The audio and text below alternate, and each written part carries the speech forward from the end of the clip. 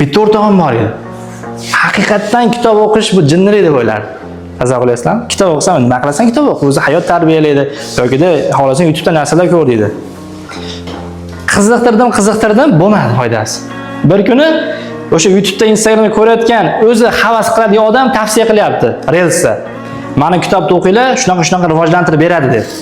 Keyin nima deyapti? Ketdik kitob do'koniga boramiz deyapti. Nimaga desam, kitobni olamiz deyapti. Kitob o'qish yomon desam, bitta o'qib ko'raylik-chi deb. Ha. O'shaning uchun sizlar ijtimoiy tarmoqda kimlarni kuzatyapsizlar?